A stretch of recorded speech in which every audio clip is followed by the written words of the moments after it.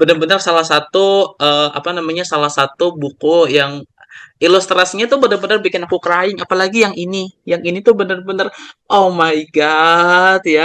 Jadi sebenarnya aku tuh suka suka baca dan suka nonton horor. Cuman aku tuh Wow. takut kalau aku nulis. Hai millennials, gue Raden Aziz dan sekarang lo lagi dengerin gue ngobrol sama musisi dan figur anak muda yang kece. Pastinya cuma di Millennials on the Talk.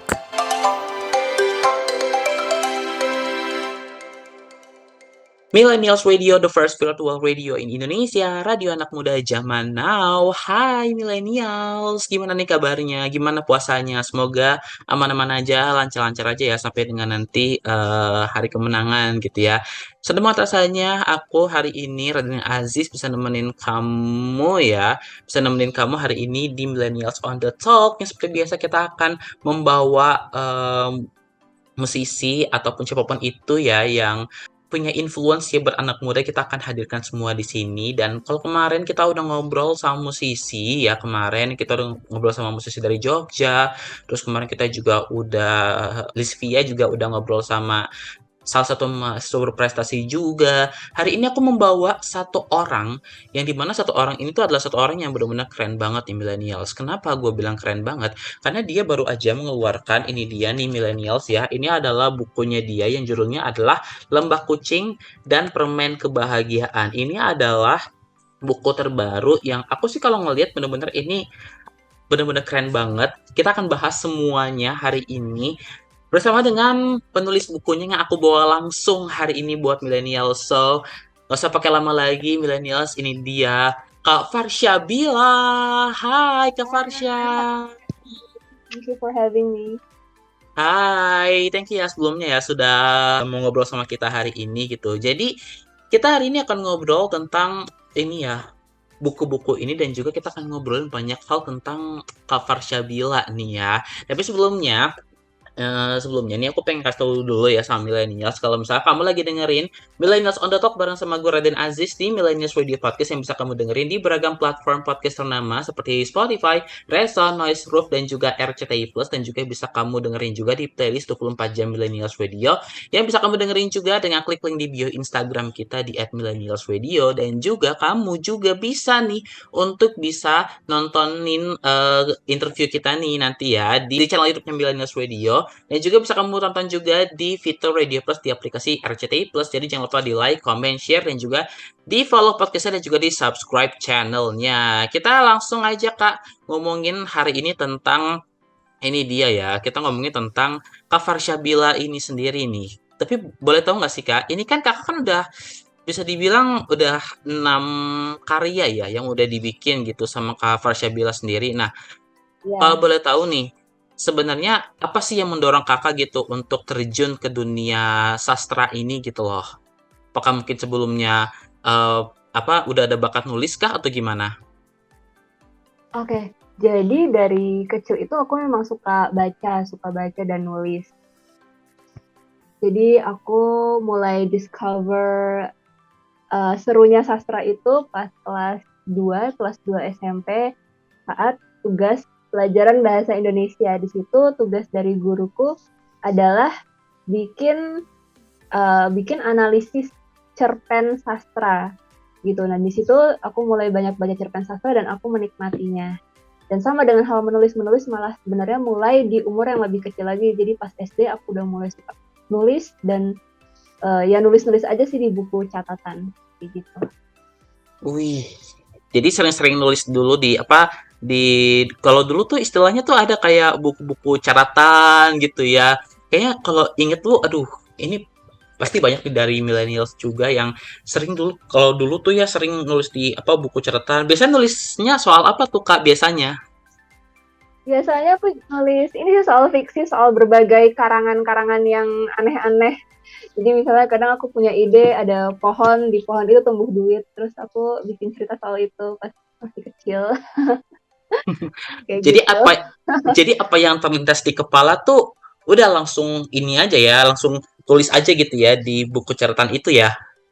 Iya, pas masih kecil, soalnya kan ya biasalah masih anak kecil kan, belum terlalu banyak mikir, jadi ya udah tulis aja gitu.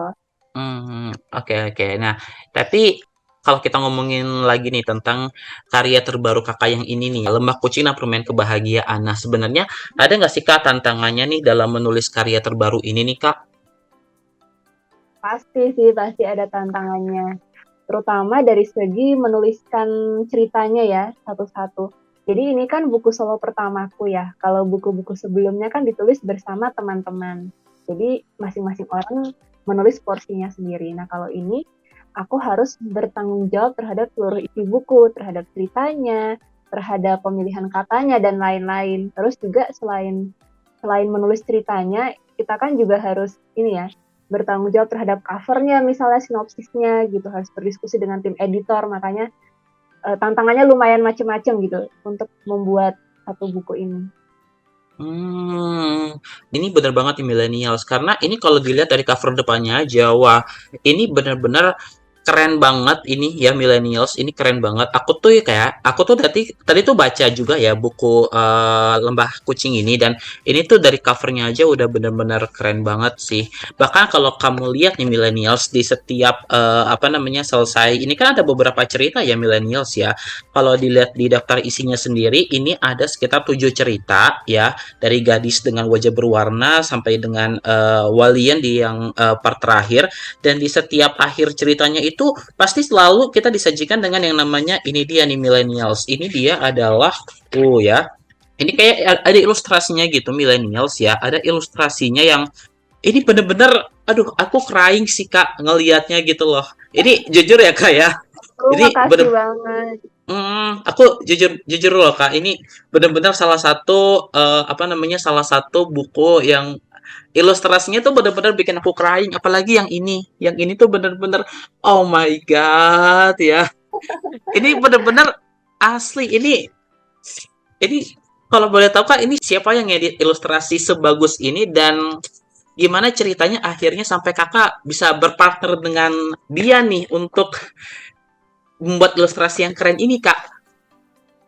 Oke. Jadi ilustratornya itu adalah dari pihak penerbit Litera Media Tama ini. Gitu. Jadi aku sepaket penerbitkan dan ilustrasi. Oke. Pantes ya jadi sekeren ini ya millennials ya. Ini wajib banget sih kamu kalau misalkan dapetin buku yang satu ini. Apalagi ini lagi pre-order ya Kak ya dari tanggal 16 April kemarin bener ya? Pre-ordernya sebetulnya udah selesai dari tanggal 2 sampai 16 April. Oh, oke. Sorry. Jadi udah selesai ya. Jadi buat yang kemarin udah dapat bukunya selamat, tapi buat yang belum berhasil dapat bukunya, nanti silakan bisa dicari-cari ya di toko buku ya. Siapa tahu udah ada gitu ya. Karena kan ya butuh proses lagi kan untuk distribusi ke toko bukunya gitu. Oke, kita ngomongin lagi tentang karya keenam kakak yang satu ini yang Lembah Kucing dan juga Permen Kebahagiaan. Kenapa sih nama bukunya itu Lembah Kucing dan Permen Kebahagiaan dan ada nggak sih inspirasi tertentu di balik penamaan dari buku ini Kak? Oke, jadi Lembah Kucing dan Permen Kebahagiaan itu sebetulnya adalah salah satu judul kisah yang ada di buku ini. Kenapa judulnya Lembah Kucing dan Permen Kebahagiaan? Karena sebetulnya cerita ini tuh awalnya terinspirasi dari cover salah satu buku catatan yang aku sering pakai buat nulis. Jadi di buku catatan itu covernya ada kucing, terus belakangnya tuh kayak gunung-gunung colorful. Nah di situ aku punya ide, wah ini kayaknya bagus nih jadi kayak semacam lembah kucing, terus ada kucingnya, dan di situ ceritanya kenapa Permen Kebahagiaan, karena tokoh utamanya itu dia mencari kebahagiaan gitu, dan ceritanya di sana kebahagiaan itu bisa dia dapat kalau dia memperoleh sebuah permen. Wih, mantap. Jadi ini benar-benar ya millennials kalau kamu baca nih di bukunya ini benar-benar udah diterangkan lengkap semuanya ya kisah-kisahnya gitu dan ini kan aku iseng-iseng tadi ke depan ya kayak untuk lihat testimoninya. Aku tuh menyetujui salah satu testimoni yang bilang kalau misalkan cerita-cerita yang ada di buku ini tuh membuat orang-orang dewasa seperti kita tuh kita juga bisa loh menikmati cerita-cerita fiksi. Jadi nggak selalu anak-anak aja yang menikmati cerita fiksi ini. Bener-bener pengemasannya juga keren banget sih Kak. Asli keren banget. Takjub. Takjub loh. Takjub aku beneran ininya gitu. Makasih. Tapi apa sih Kak yang ngebuat Kakak sendiri tuh tertarik gitu untuk membuat buku bergenre fiksi ini gitu dan pernah nggak sih Kakak tuh kepikiran gitu untuk bikin buku yang genrenya tuh di luar fiksi gitu loh Kak? Mungkin pernah kepikiran kali Kak untuk bikin genre horor kah atau mungkin genre apa kah gitu? Oke. Jadi sebenarnya kenapa aku milih nulis fiksi ya, jawaban paling sederhana karena aku sendiri juga suka fiksi gitu. Aku adalah pembaca fiksi dan dari kecil juga aku suka baca cerita fiksi, nonton film yang sifatnya fiksi seperti itu. Karena menurutku fiksi itu punya kekuatan untuk menyampaikan nilai-nilai yang lebih kompleks dibanding cerita non fiksi. Karena semuanya relatable dan disampaikan dengan cara yang familiar sama kita. Terus tadi pertanyaan Aziz yang kedua soal ini ya, alasan apakah aku kepikiran bikin buku non fiksi gitu ya? Betul? Oke. Sebenarnya saat ini aku lebih prefer untuk fokus ke fiksi karena itu hal yang sudah aku geluti lama dan juga aku paling suka. Namun ya kembali lagi nggak menutup kemungkinan, siapa tahu kan nanti kan aku menguasai ilmu baru kemudian aku develop ke non fiksi, who knows gitu. Cuman tadi sih yang aku rasa menarik juga dari pertanyaan Aziz, kenapa nggak horor? Jadi sebenarnya aku tuh suka baca dan suka nonton horor. Cuman aku takut kalau aku nulis horor tetap kedatengin sama hantunya. Jadi kayaknya stop dulu deh. Ngumpulin keberanian dulu. Oh gitu ya. Takut tiba-tiba lagi nulis tiba-tiba kayak aduh kok ini badan gue merinding gitu ya. Iya. Iya, soalnya aku kan sering baca tuh misalnya orang yang nulis horor katanya pas nulis horor ceritanya jadi atmosfernya jadi ikut serem gitu. Jadi aku jadi ikut tersugesti gitu ya walaupun nggak tahu benar atau enggak. Iya sih, bener banget. Nah, tapi ini kita balik lagi ya, kita ngomongin tentang hobi Kakak si menulis ini gitu. Kalau aku tanya sejak kapan, mungkin tadi ya sejak kecil tadi ya udah hobi menulis gitu loh. Tadi dengan apa nulis di buku catatan dan sebagainya. Tapi sebenarnya apakah Kakak ngerasa menulis itu sendiri menjadi sebuah passion buat Kakak gitu? Iya, menurutku itu adalah passionku. Karena tadi ya aku udah melakukan ini dari lama dan aku menikmatinya gitu dan apa ya stay gitu loh, stay setelah bertahun-tahun. Menarik. Jadi mungkin karena emang Kakak enjoy dan senang kali ya menjalaninya, makanya itulah yang bikin akhirnya Kakak ngerasa bahwa oh ini passion gue nih dan gue pengen bisa nulis terus gitu loh.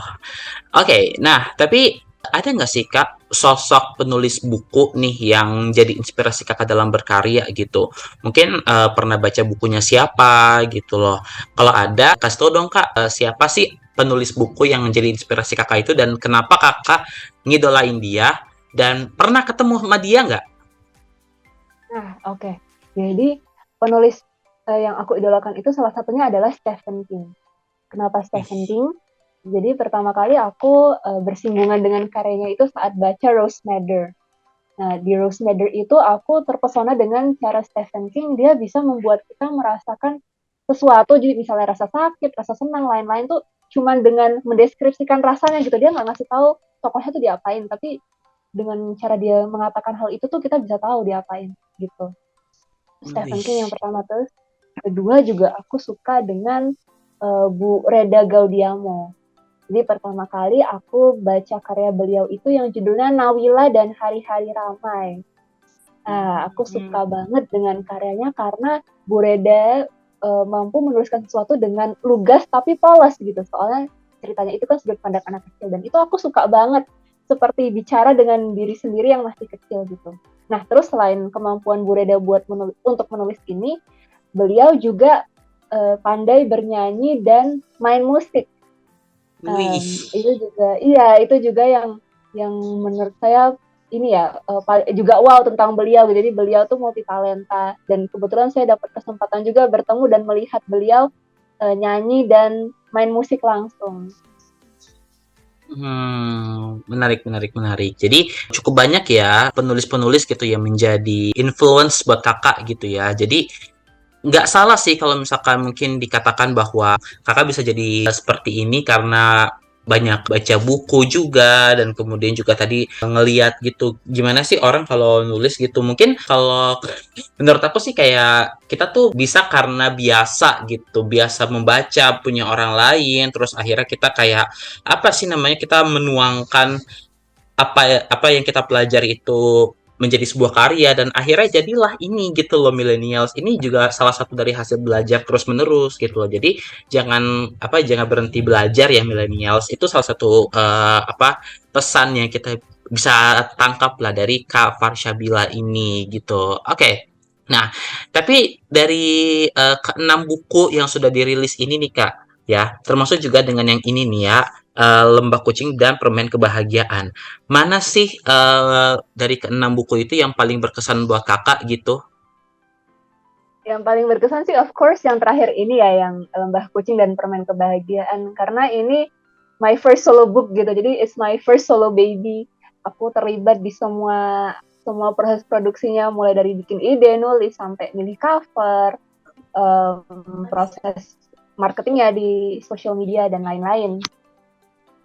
Wih, jadi bisa dibilang ini adalah karena memang ini adalah buku pertamanya kakak, jadi ini yang paling bisa dikatakan memorable ya buat kakak ya, yang akan diingat sepanjang hayat gitu. Bahkan mungkin kalau misalkan bisa cerita ke anaknya kakak nanti, mama dulu punya apa karya juga ini gitu.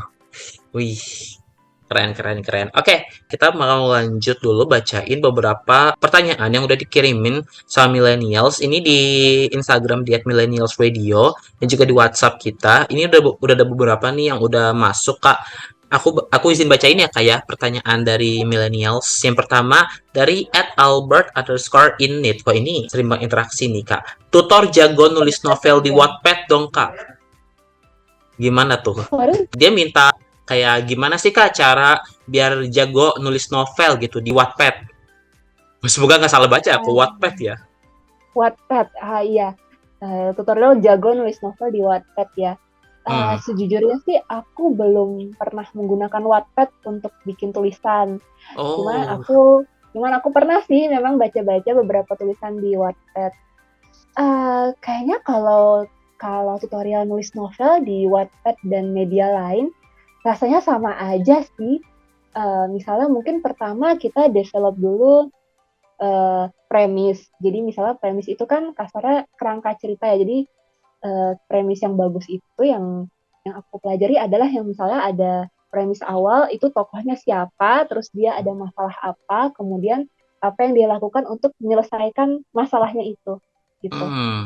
Jadi pertama sih develop premis, terus kedua baru deh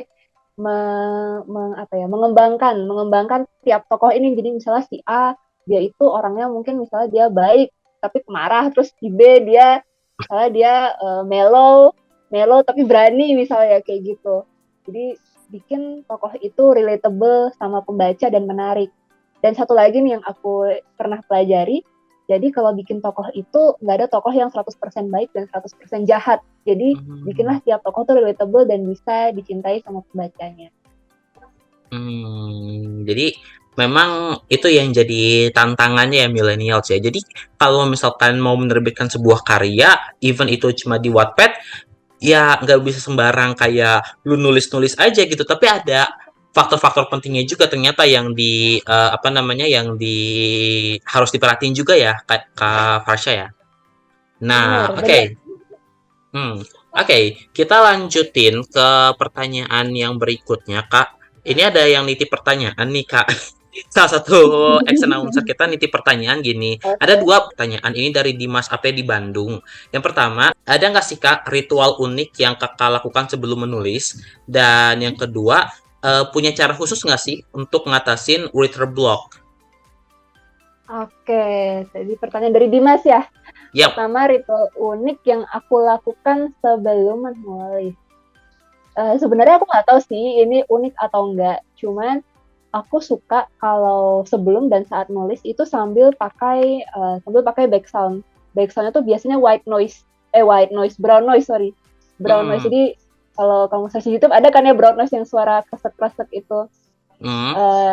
Ya itu buat aku itu membantu aku konsentrasi dan tetap tenang gitu. Lalu kedua soal cara mengatasi writer's block. Writer's block itu pasti ada sih ya, dan pasti kita pernah kena lah di saat kita nulis dan udah lelah terus masih ada yang perlu ditulis tapi kehabisan bahan.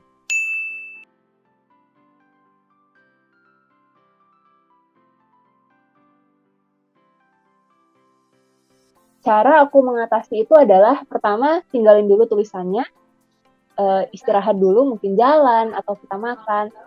Terus juga kedua cari referensi. Bisa jadi kita tuh writer's block karena kita memang kehabisan referensi tuh nggak tahu lagi mau nulis apa. Nah referensinya tuh bisa macam-macam, bisa berupa buku orang, bisa berupa buku fiksi atau buku non fiksi, apapun yang berkaitan dengan topik yang sedang kita tulis.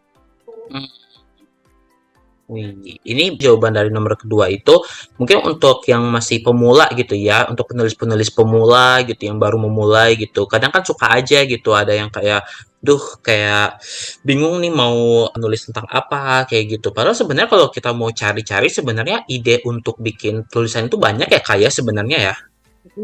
Benar. Tinggal dari gimana caranya kita mengolah dari apa yang ada di sekitar kita dijadiin sebagai sebuah karya gitu ya. Itu yang jadi tantangan sih gitu. Oke, ini pertanyaan terakhir dari aku sih sebenarnya sih Kak. Nah kita kayaknya bakal balik lagi ke buku Kakak ya yang ke-6 ini. Apa sih pesan yang pengen Kakak sampaikan kepada siapapun yang membaca karya terbaru Kakak ini?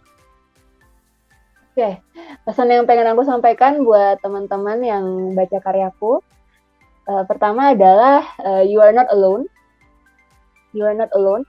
Walaupun ada momen-momen kamu mungkin merasa sendirian, percayalah kalau di luar sana tuh pasti ada orang yang mendukung kamu. Bahkan mungkin di saat memang betul-betul nggak ada yang dukung kamu masih punya dirimu sendiri dan kamu bisa terus mendukung dirimu sendiri. Itu pesannya. Wih. Kenapa pesanku kayak gitu? Karena mungkin kalau kamu perhatikan di tulisan-tulisan ini, tokoh-tokohnya itu banyak yang in solitude gitu. Jadi mereka berjalan sendiri. Kayak gitu. Jadi jangan merasa sendiri karena pasti banyak lah orang-orang yang akan menemani, yang akan menghibur gitu ya. Termasuk juga dengan buku yang satu ini gitu loh. Jadi buat yang lagi sedih atau apa gitu, yang lagi sedih, boleh sambil dibaca ini siapa tahu sedihnya hilang gitu ya karena baca buku yang satu ini gitu loh Kak. Nah, terakhir nih ya, ini pesan Kakak untuk teman-teman millennials mungkin yang lagi mau terjun ke dunia tulis menulis gitu loh. Apa sih yang pengen Kakak sampaikan untuk mereka gitu? Yang pengen aku sampaikan adalah pertama, selamat udah jadi calon-calon penerus dunia literasi di Indonesia.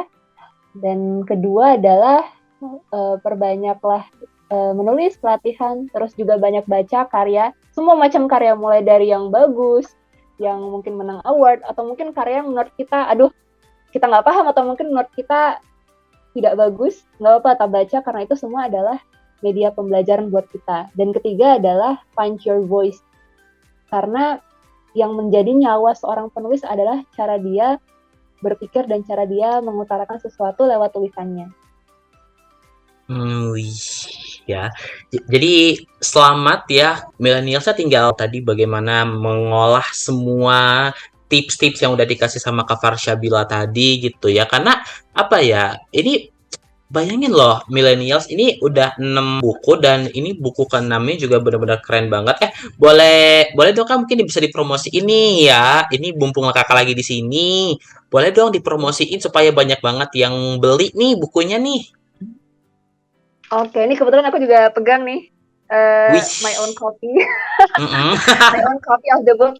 So buat teman-teman yang kalau kamu sedang mencari teman atau mungkin kamu sedang ingin refreshing, lari sejenak dari dunia nyata, kamu bisa banget membaca dan memiliki buku ini, karena di buku ini semua ceritanya relatable dengan kehidupan kita, khususnya dengan rintangan-rintangan yang kita hadapi saat kita tumbuh dewasa, misalnya perjuangan saat kita punya self-esteem atau rasa percaya diri yang rendah, terus juga mungkin kemampuan kita dalam menerima diri kita sendiri masih rendah, misalnya kita sedih, kok aku kurang ini, kurang itu. Nah itu ini adalah buku yang cocok buat kamu karena buku ini berisi kisah-kisah yang relatable, namun at the same time menggabungkan dunia fantasi, jadi nggak terlalu berat dan enak dibaca saat kamu merasa capek dan ingin pergi ke dunia lain.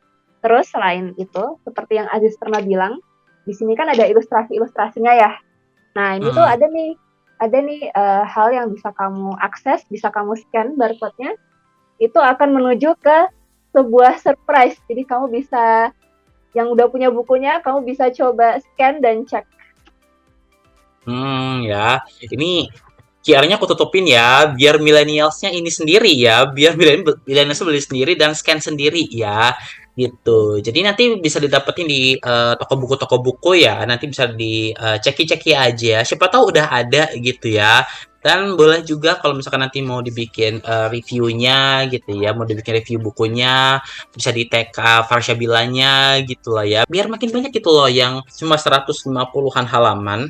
Dan tapi ini benar-benar menginspirasi banget Kak dari 7 ceritanya ini gitu. Ini benar-benar review nggak dibayar dari aku ya buat bukunya ini. Jadi congratulations sekali lagi Kak buat bukunya ini. Congratulations. Semoga bisa laris nanti bukunya. Semoga sukses dan kita tunggu karya-karya berikutnya ya Kak ya. Amin. Makasih Aziz. Sukses juga selalu buat kamu dan Millennials Radio. Thank you. Terima kasih juga Kak Farsyabila sudah nemenin aku di Millennials on the Talk kali ini. Sehat-sehat terus ya Kak ya. Sukses terus ya Kak. Maaf lahir batin ya Kak ya. Iya, Udah mau batin juga. lebaran. Iya nih. So thank you so much ya. Semoga hari ini kita udah banyak banget belajar. Banyak banget pelajaran-pelajaran yang udah kita dapat dari obrolan kita. Semoga manfaatnya juga nyampe ke kamu ya millennials ya. So, saya terima kasih banyak sudah nonton dan juga dengerin Millennials Radio Podcast, a part of Millennials Radio, the first virtual radio in Indonesia, radio anak muda zaman now yang bisa kamu dengerin dengan klik link di bio Instagram kita di @millennialsradio untuk di playlist 24 jamnya. Dan bisa kamu dengerin juga nih di beragam platform podcast ternama seperti Spotify, Reson, Noise, Roof, dan juga RCTI Plus. Dan juga bisa kamu dengerin juga nantinya ya, bisa kamu tonton juga nih video podcastnya di YouTube channel dan juga di video.com-nya Millennials Radio, dan juga bisa kamu tonton nantinya di Fitur Radio Plus di aplikasi RCTI Plus. Jadi jangan lupa di like, comment, share, dan juga di subscribe channelnya dan di follow juga podcastnya ya. Kalau begitu aku Raden Aziz juga Kak Farsyabilanya pamit dulu, sampai kita ketemu lagi di episode selanjutnya di Millennials on the Talk. Bye, sampai ketemu lagi, dadah. Hai Millennials, gue Raden Aziz dan sekarang lo lagi dengerin gue ngobrol sama musisi dan figur anak muda yang kece. Pastinya cuma di Millennials on the Talk.